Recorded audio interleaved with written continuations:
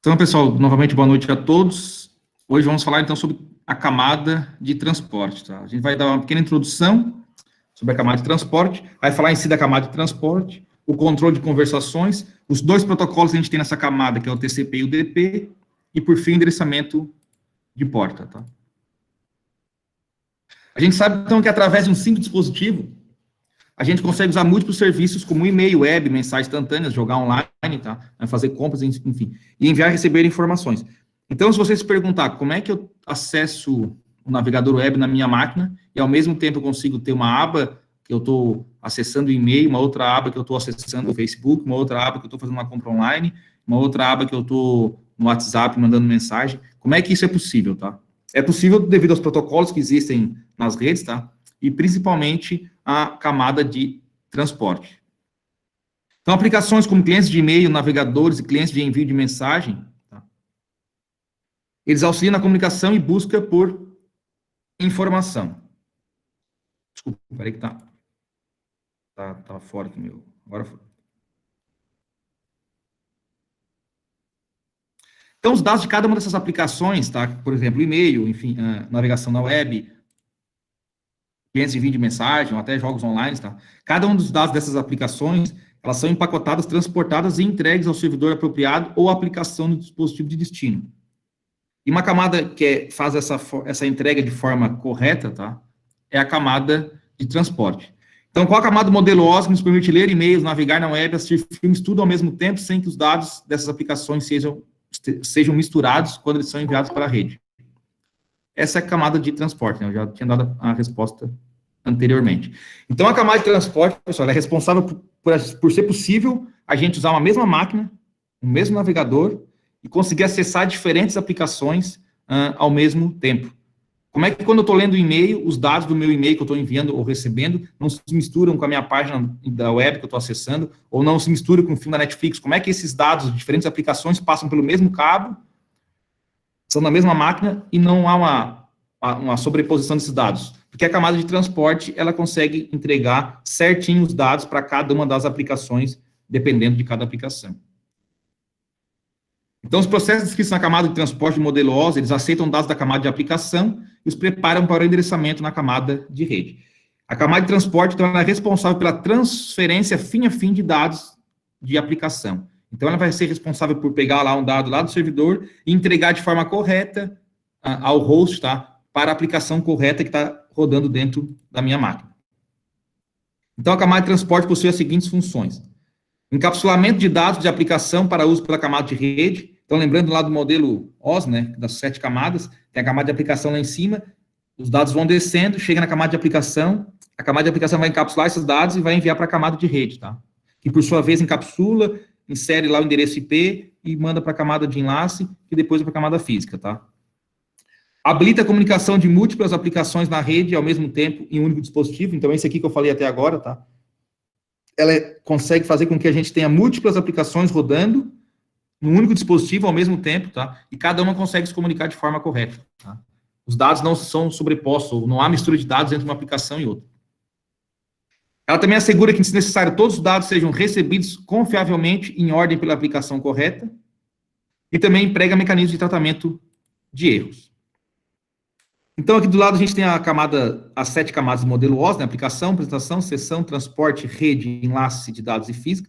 Lembrando que, na prática, a gente tem 4 camadas, né? Que essas camadas aqui superiores, aplicação, apresentação e sessão, são uma camada só. Então, essas 3 aqui de cima é uma camada só. Tem mais a camada de transporte, camada de rede, e enlace de dados e a física no modelo TCP/IP também é uma só, tá? Então, a camada de transporte, ela pega os dados aqui de cima da aplicação, encapsula e envia para a camada de rede. Alguém entrou aqui. Então, a camada de transporte, ela vai preparar os dados de aplicações para o transporte através da rede e processa os dados da rede para o uso pelos aplicativos. Então, quando eu estou enviando, por exemplo, aqui os dados de cima para baixo da aplicação, da camada de aplicação até a camada física, ela vai preparar esses dados da aplicação para ser enviada pela rede. E quando ela está recebendo os dados de baixo para cima, da camada de rede, ela vai preparar os dados para entregar para a aplicação que está rodando na minha máquina, né? Então, a camada de transporte vai proporcionar a segmentação de dados e o controle necessário para reagrupar segmentos em fluxo de comunicação, tá? Já vamos entender o que é esse reagrupamento aqui. As responsabilidades primárias da camada de transporte são rastrear a comunicação individual entre as aplicações nos hosts de origem e destino. Então, é a camada de transporte que consegue pegar um dado lá no servidor e entregar certinho na aplicação, lá na máquina de destino. Segmentar os dados, que seria dividir os dados em porções menores para eles trafegarem pela rede. E gerenciar cada um desses segmentos. Reagrupar esses segmentos em fluxo de dados de aplicação. E também identificar as diferentes aplicações que estão rodando na máquina. Então, aqui a identificação das aplicações. Para passar os fluxos de dados para as aplicações apropriadas, a camada de transporte deve identificar a aplicação de destino. Então, quando o dado chega na máquina, a camada de transporte ela tem que verificar se a aplicação é um navegador web, ou se é o jogo que eu estou jogando online, ou se é um outro software, por exemplo, que está registrando algum dado que vem pela rede.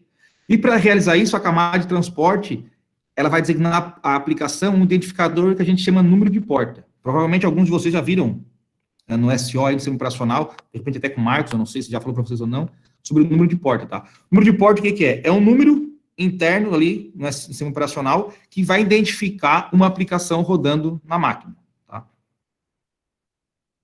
Depois eu vou mostrar aqui o comando para vocês vão conseguir ver o número de porta.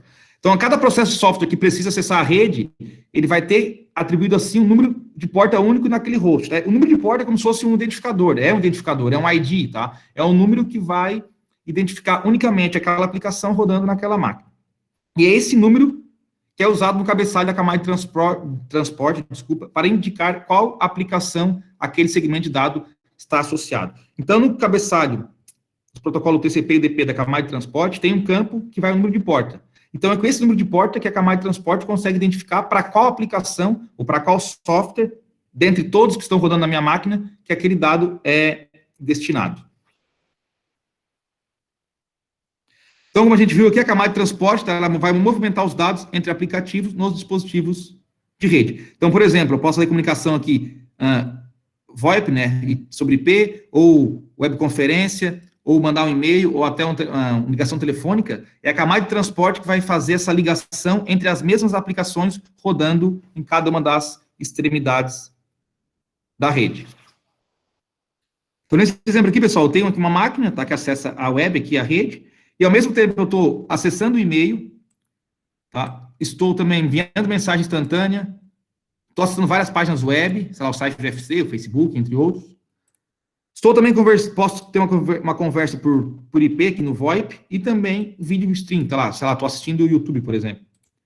Então, como é que uma mesma máquina rodando várias aplicações, sendo que eu tenho aqui um único acesso de rede e os dados vêm todos pelo mesmo meio físico, como é que chegando aqui eu consigo distribuir corretamente os dados para cada uma dessas aplicações? Através da camada de transporte e principalmente através da número de porta, tá? Como a gente falou, cada aplicação aqui, cada tipo de aplicação, o tipo de dado, ele vai ter um número de porta específico no servidor e vai ter também um número de porta específico na máquina que está rodando esse software, essa aplicação. Então, é com esse número, com esse identificador, que quando os dados chegam aqui, o computador, aqui a máquina consegue enviar o dado ou para o meu navegador, a minha página lá de e-mail, ou para a mensagem instantânea, ou para a web, tá? Ou para a VoIP, ou enfim, para qualquer outro tipo de aplicação. Então, a gente consegue ter várias aplicações rodando simultaneamente, sendo executadas, tá? Sem nenhum problema. E quando esses dados vêm, pessoal, pela rede, pela internet, ó, aqui percebam que tem um monte de quadradinho colorido, tá? Cada quadradinho desse aqui, cada cor, representa uma dos tipos aqui de software, né, de aplicação que a gente está rodando na máquina. E percebam que eles vêm todos fora de ordem, ó. Aqui tem um verde, um azul, um preto, um vermelho, um laranja, um amarelo, um verde. Eles vêm fora de ordem. Então, a camada de transporte, ela divide os dados dessa forma, só que ela também é responsável depois por agrupar esses dados na forma correta para enviar para cada uma das aplicações de acordo com o tipo de dado. Então, na camada de transporte, cada conjunto particular de segmentos, que seriam aqueles quadradinhos que a gente viu ali, que flui entre uma aplicação de origem e uma aplicação de destino, é conhecida como uma conversação, tá? Então, a camada de transporte, ela é responsável por controlar essa conversa, tá? Ou esse envio de segmentos pela rede entre as aplicações. Então, o controle de conversação tem algumas funções, tá? E as principais funções que a gente tem nos protocolos da camada de transporte são a segmentação e reagrupamento. O que é segmentar, pessoal? É pegar os dados e dividir em pedaços menores e enviar pela rede. Só que esses dados, eles vão chegar lá, provavelmente, fora de ordem, né? Então, a camada de transporte, ela pega esses segmentos fora de ordem e reagrupa na ordem correta para que a aplicação consiga processar esses dados. E também a multiplexação de conversação. E além da segmentação e reagrupamento de dados, alguns protocolos da camada de transporte também fornecem estabelecimento de sessão, entrega confiável, entrega na mesma ordem e controle de fluxo. O que é o estabelecimento de uma sessão? É garantir que a aplicação esteja pronta para receber os dados. Então, quando eu vou acessar uma página ali no navegador web, e vou acessar, sei lá, a página do FC, antes, dependendo se eu usar o TCP/IP, e a gente vai estar utilizando quando for navegar na web, antes de eu receber os dados, tá, é feita uma sessão, tá, é estabelecida uma sessão, uma comunicação entre o servidor e o cliente, que é eu aqui na minha máquina acessando o meu navegador, para que o servidor tenha certeza que a aplicação na máquina do cliente esteja pronta para receber os dados que vão ser trafegados pela rede. Então, isso que é estabelecer uma sessão, tá? É estabelecer ali uma conversa ou uma sessão inicial para garantir que as duas pontas estão preparadas e esperando a troca de informações. Entrega confiável significa que segmentos perdidos são reenviados para que os dados sejam recebidos completos. Uma vez que eu segmento o dado em vários pedaços menores, pode ser que alguns desses segmentos sejam perdidos no meio do caminho. E aí, como é que eu faço para recuperar esses segmentos, tá? Então, a camada de transporte, ela consegue reenviar parte dos dados que foram perdidos para que o dado completo chegue até o seu destino. Isso, então, é uma função da camada de transporte. Entrega na mesma ordem. Garante que os dados sejam entregues sequencialmente como foram enviados. Uma vez que eu pego dados e segmento em pedaços menores e envio pela rede, e uma vez que a rede tem vários caminhos de uma ponta a outra, né, a gente tem vários caminhos ali entre os roteadores, nada garante que os dados vão chegar na mesma ordem que foram enviados. Então, como é que eu vou fazer para esses dados terem uma ordem correta para a aplicação conseguir processar esses dados? É a camada de transporte também, através de algumas informações do cabeçalho, ela consegue reagrupar esses dados na ordem correta, tá? Porque se os dados chegar fora de ordem na aplicação, vai ser uma informação que ela não vai conseguir processar, né? Por exemplo, o e-mail. A gente escreve um e-mail, eu quero que o e-mail esteja lá início, meio e fim, né? A gente dá boa tarde, escreve a mensagem, no final, um até logo, enfim. Se os dados vêm todos fora de ordem, o e-mail não chega daquela forma perfeitinha, tá? Então, por isso que é importante que, no momento que os dados trafegam pela rede, quando eles chegam no destino, eles cheguem e sejam reagrupados na mesma ordem. E, por fim, o controle de fluxo é uma gerência da entrega de dados se há congestionamento no host. Quando os dados chegam na máquina, no destino, por exemplo, uma máquina no host, e essa máquina não consegue processar os dados, porque ela está, de repente, processando muita informação ao mesmo tempo, algum desses segmentos, desses dados, podem ser perdidos. Então, a camada de transporte, ela consegue perceber isso e ela diminui a taxa de envio desses dados, tá? Desses segmentos. É como se ela baixasse ali na verdade, a velocidade de transmissão dos segmentos para que o host consiga processar os dados, tá? Para que ele não tenha, por exemplo, ter que ficar toda hora reenviando os dados, porque o host não está conseguindo processar e está perdendo esses dados. Então, a camada de transporte, ela baixa a frequência de envio, ou seja, baixa a velocidade que ela envia essas informações, para dar um tempo maior para a máquina de destino processar as informações e encaminhar para a camada de aplicação, tá? Então, tudo isso que a gente viu aí é função da camada de transporte. A camada de transporte, então, pessoal, tem dois protocolos, que é o TCP e o UDP, tá? O UDP é bem mais simples, o TCP é um pouco mais complexo. Então, os protocolos da camada de transporte mais comuns da TCP/IP são protocolos UDP e o TCP. O protocolo UDP é a sigla de User Datagram Protocol. Ele é um protocolo bem simples, sem conexão, escrito na RFC 768. Ele não garante a entrega dos pacotes. O que é o protocolo sem conexão, pessoal? É um protocolo, como eu falei ali anteriormente, que não tem aquela sessão, tá? Ele não cria uma sessão entre um servidor e uma máquina, tá? Entre a máquina A e a máquina B. O que isso quer dizer? O protocolo UDP, ele envia os dados pela rede para a máquina de destino. E ele não sabe se esses dados vão chegar lá ou não. Ele nem sabe se essa máquina está escutando ele, tá? Se essa máquina está preparada para receber esses dados. Isso quer dizer sem conexão, tá? Quando vocês usam um telefone celular ou um telefone fixo para ligar para alguém, a gente faz uma ligação e antes disso é criada uma conexão, né? Por exemplo, vou ligar para um de vocês, eu vou estar conectado através de uma linha digital entre eu e um de vocês. Então, está nós dois conversando, escutando ao mesmo tempo. Isso é uma conexão. O UDP não tem isso.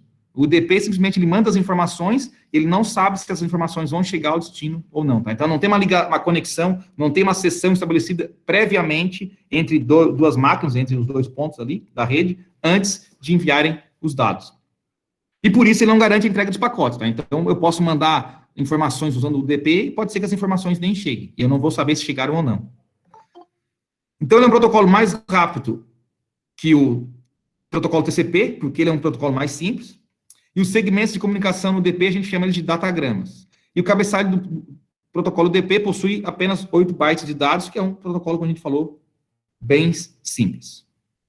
Então, aqui o cabeçalho, desculpa, do datagrama UDP, ele vai ter o primeiro campo, número de porta de origem, que é aquele número que vai identificar a aplicação que está rodando lá na máquina de origem. Por exemplo, nossa máquina que vai fazer uma requisição para um servidor. Número de porta de destino, que seria o número da porta que está rodando lá no servidor, que é o que eu quero acessar. Comprimento cabeçalho, checksum, que é para verificação de erro, e aqui os dados, que são os dados da camada de aplicação.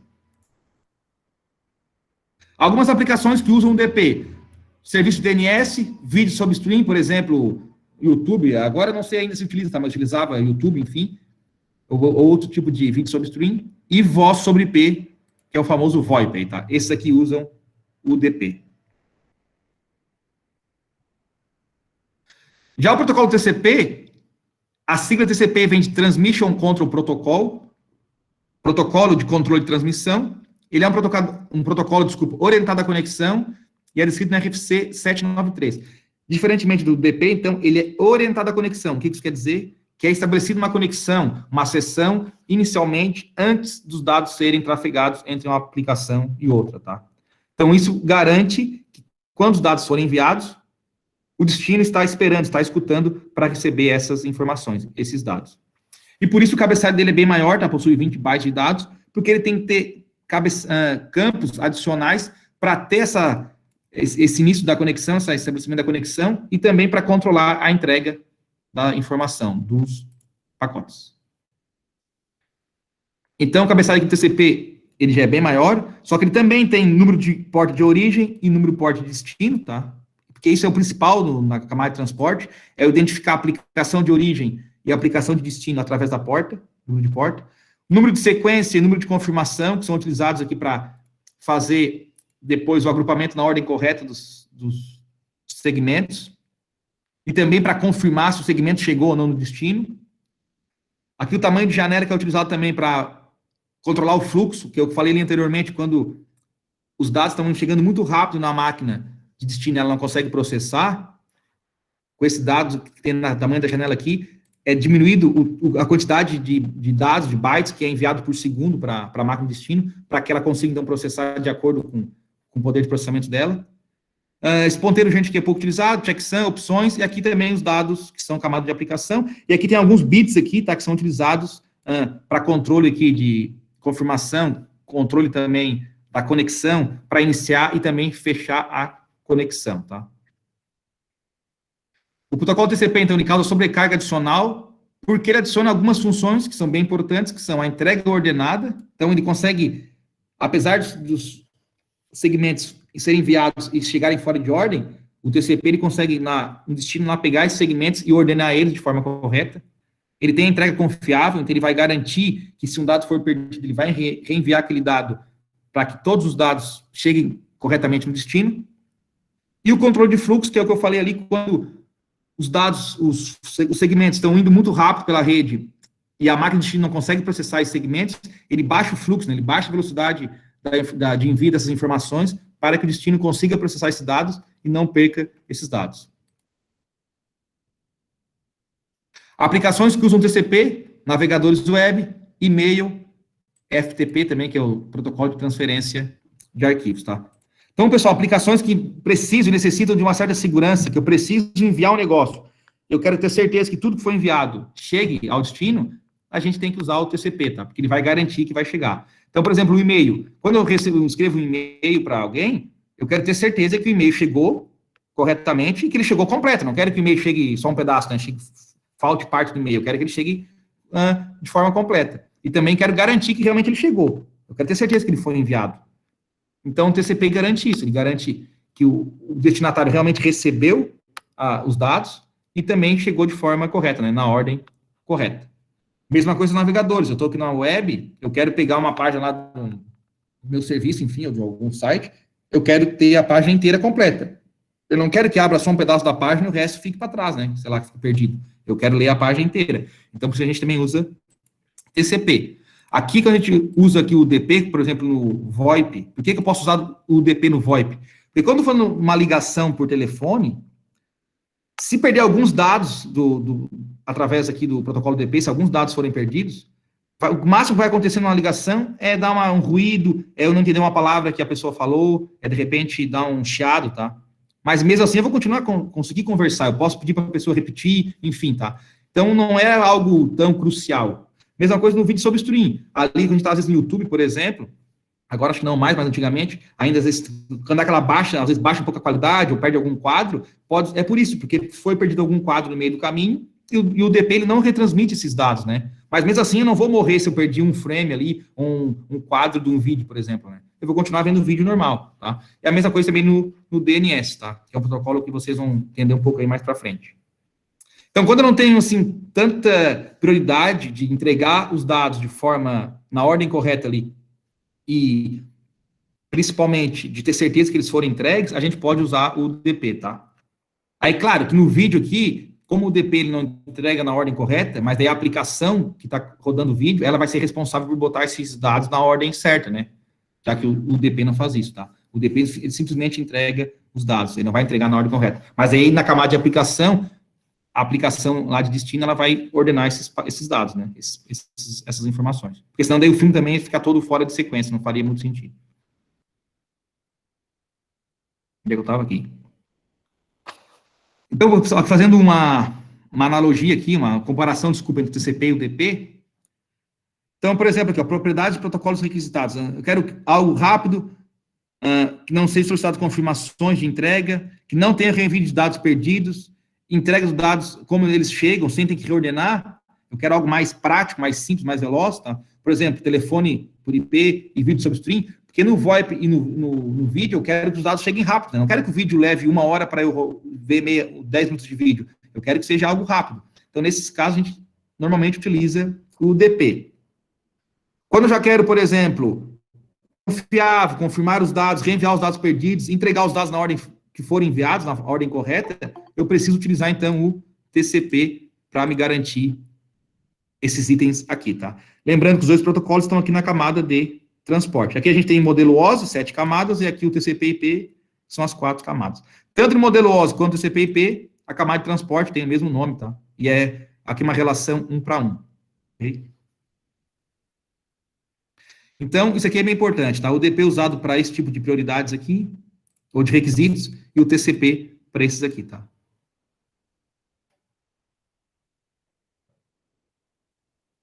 E por fim, aqui vamos falar um pouco do endereçamento de porta, tá? Então, os serviços que são baseados em TCP e UDP, eles vão rastrear as várias aplicações que estão se comunicando na máquina. E para diferenciar os segmentos datagramas para cada aplicação, o TCP e o UDP, ele tem um campo de cabeçalho que pode identificar unicamente essas aplicações, que são aqueles dois campos que a gente viu lá no início dos cabeçalhos TCP e UDP, que é o campo porta de origem e porta de destino. Então, esses identificadores são as portas, tá? Ou os números de portas de cada uma dessas aplicações. Então, na solicitação do cliente, quando eu, por exemplo, estou aqui no meu navegador e vou acessar uma página, eu vou ter na minha solicitação a porta de origem, que é um número aleatório que o SO, o sistema operacional, vai propiciar, tá? Ele vai criar e vai colocar essa solicitação, e é associada à aplicação que faz a solicitação. Já a porta de destino é um número estático, tá? Que vai ser associado ao serviço executado no servidor remoto. Se eu estou buscando, por exemplo, acessar uma página web, que é um servidor HTTP, existe um número específico para serviço de HTTP nos servidores, né, que é a porta 80. Então, eu vou utilizar o número de porta 80, que é o número da porta que representa um serviço HTTP que está rodando num servidor que eu vou buscar. Quando o servidor for me responder, na porta de origem, no campo porta de origem, ele vai colocar o número associado ao serviço que está sendo executado, que nesse exemplo seria o número 80, porque um servidor HTTP, quando ele responde, a porta de origem é a porta 80, né, que é o serviço que está respondendo. Lá no material da Cisco, depois vocês vão ter uma lista e vai ter algumas portas, tá? Que vocês vão entender um pouco melhor. Dependendo do serviço, se é HTTP, se é e-mail, se é VoIP, esse número muda, tá? Mas para cada tipo de serviço tem um número específico. E a porta de destino vai ser o número associado à aplicação que fez a solicitação, que é aquele número que o SO criou lá para o usuário. Então, na verdade, pessoal, no cliente aqui, a porta de origem e a porta de destino, elas são trocadas, né? A gente troca. O que era porta de destino vira porta de origem, e o que era porta de origem antes, agora vira porta de destino. É só feita uma troca entre elas. Então, aqui, por exemplo, ó, a gente tem aqui o e-mail, que é um correio eletrônico, uma página HTML e um chat, tá? Eu tenho 3 aplicações diferentes, tá? São 3 protocolos também diferentes. Aqui são protocolos aí, pessoal, a nível de camada de aplicação, que é o próximo capítulo da Cisco, né, da aula que vem. Então, aqui para o correio eu tenho POP3, HTML, as páginas HTTP, o protocolo de página HTML, para navegar na web. E aqui o IM, que é um protocolo de troca de mensagem instantânea. Então, são 3 protocolos diferentes rodando na mesma máquina. Na camada de transporte, ó, o número de porta 110 de destino representa um serviço rodando lá no servidor que roda esse protocolo POP3, que é um protocolo de correio eletrônico. A porta de número 80, o número 80, representa um serviço HTTP rodando no servidor. E a porta de número 531 representa um serviço de IM, que é uma troca de mensagens, rodando também no servidor. Então, são esses números aqui que são atrelados a serviços ou aplicações da camada de aplicação, tá? Que são utilizados na camada de transporte para identificar cada uma dessas aplicações. E é assim que, quando um dado chega na nossa máquina, a camada de transporte sabe se eu tenho que enviar isso para o correio eletrônico, se eu tenho que enviar isso para a página HTML, para troca de mensagem, para um jogo, tá? Enfim. É assim que ela consegue identificar cada um do destino final que chega na máquina. Então, a combinação do número de porta da camada de transporte e do endereço IP da camada de rede, que a gente já viu anteriormente, vai identificar exclusivamente um processo que está rodando uma máquina específica. E essa combinação IP, número de porta, é o que a gente chama de socket. Talvez alguns de vocês já escutaram, né? Esse termo socket, quem já trabalhou na área, enfim, na área de rede. Socket, então, nada mais é do que a combinação do endereço IP e um número de porta. Você tem que entender, pessoal, que o endereço IP, ele vai identificar uma máquina dentro da rede. Então, o endereço IP identifica uma máquina dentro de uma rede qualquer. E o número de porta identifica uma aplicação rodando dentro da máquina. Tá? Então, são 2 níveis. Primeiro, eu tenho endereço IP para eu conseguir chegar na máquina que eu quero. Cheguei na máquina. Como é que dentro da máquina eu vou saber, ou eu vou conseguir enviar o dado para a aplicação que está rodando de e-mail, para o navegador, para um jogo, sei lá, para uma outra aplicação? Como é que eu consigo identificar isso? Através do número de porta. Então, é o número de porta que vai me identificar para onde ou para qual aplicação eu tenho que enviar esse dado. Então, isso tem que ficar bem claro para vocês, tá? O socket, ele nos provê um IP e a porta. O IP, eu chego na máquina correta que eu quero. Chegando na máquina, eu vou usar outra informação, que é o número de porta, para chegar na aplicação que eu quero, tá? Isso tem que ficar bem claro para vocês. Entenderam o que eu falei? O IP, eu chego na máquina, com a porta, número de porta, eu chego na aplicação dentro da máquina. Alguém fala uma coisa? Estão tudo dormindo aí? Saíram tudo correndo? Entendi. Beleza? Então tá.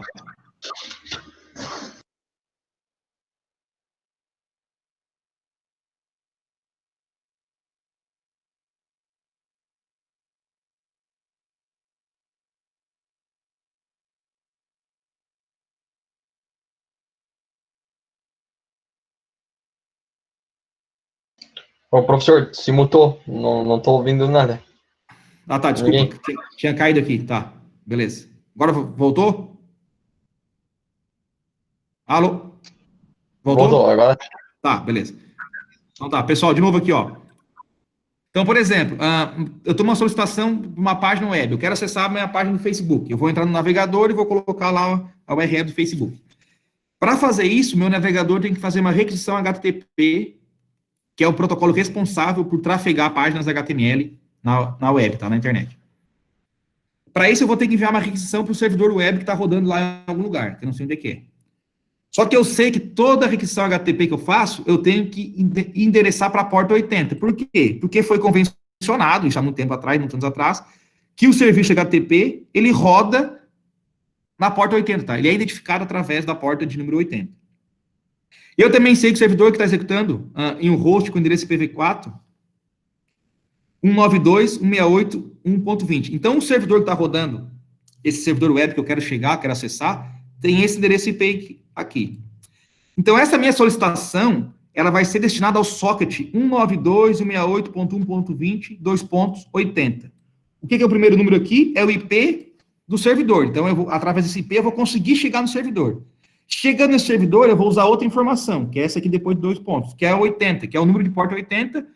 E o servidor, quando ele lê isso, ele sabe que essa requisição é uma requisição HTTP, tá?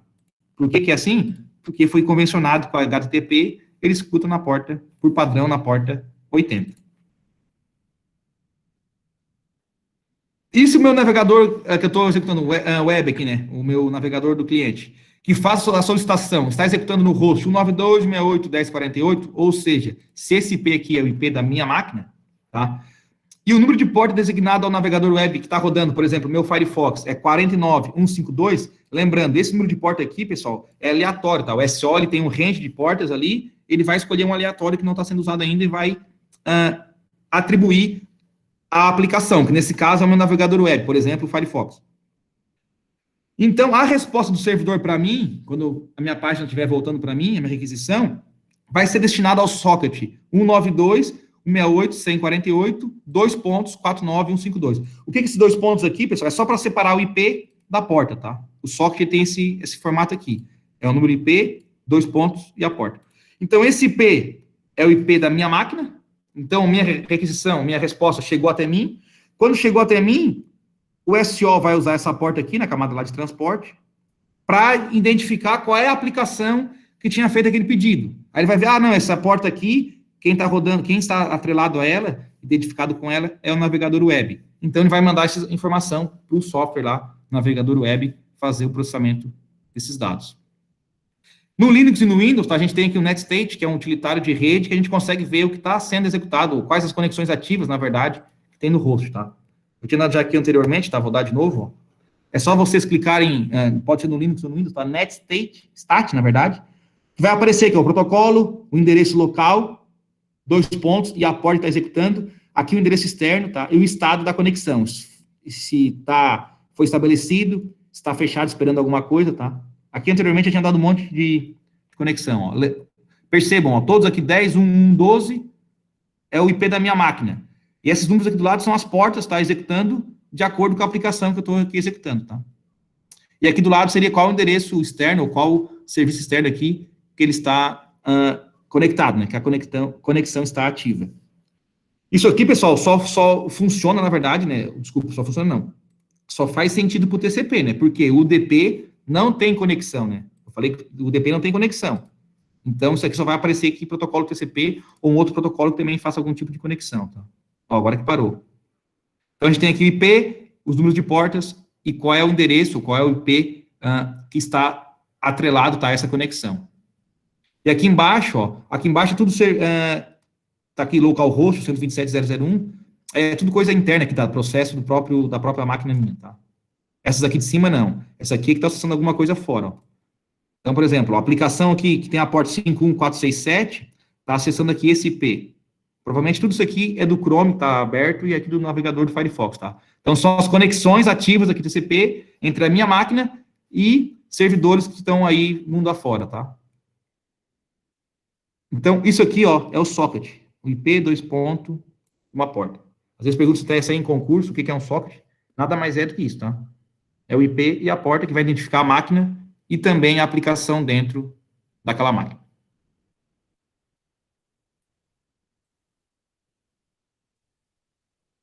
Daí, estão todos vivos ainda aí? Conseguiram pegar a ideia? Tô testando a ideia para ver se funciona. Tá. Tá, pessoal? Então, a camada de transporte ela é responsável por isso aí, tá?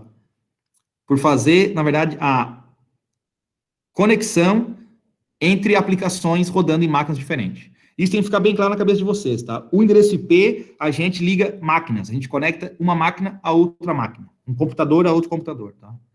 A camada, isso que é a camada, o IP que é a camada de rede. Na camada de transporte, que é o nível acima, que a gente vai usar daí o número de porta, a gente está conectando uma aplicação com outra aplicação, tá? Já é o nível de software, tá? É um nível mais alto. Eu já passei do nível de encontrar a máquina, ou de chegar até o destino, já estou no destino. Só que eu tenho que conseguir fazer uma conversação, né? Uma conexão entre aplicações que estão conversando nas máquinas, entre máquinas diferentes, tá? Então, isso que a camada de transporte faz. E ela também daí consegue fazer a entrega na ordem correta, se a gente usar o TCP, consegue garantir a entrega, tá? Porque lembre que lá no IP eu falei que na camada de rede, o protocolo IP ele não se importava em se os dados chegavam corretamente ou não, se algum dado foi perdido. E eu falei, porque na camadas superiores eles se preocupam com isso. Então o TCP da camada de transporte se preocupa com isso. Se algo não chegar, foi perdido alguma coisa no meio do caminho, os dados são reenviados até que todos cheguem corretamente na ordem que foram enviados, tá? Isso no TCP, né? O UDP ele também não se preocupa com isso, ele simplesmente envia os dados, ok? Aí a camada de aplicação do UDP, ela tem que fazer algum tratamento para garantir também que os dados chegaram, ou se não chegaram, pedir de novo esses dados, né? Só que daí é um nível acima, tá? Isso que é a ideia de a gente ter essa divisão, tá? Em camadas aqui, que a gente já viu bastante vezes, tá? É dividir realmente o problema, ou as funções de uma rede de computadores em mais níveis, aqui no caso em 4 níveis, tá? Para que fique um pouco desmembrado essas funções, para que não fique tudo uma coisa só, tá?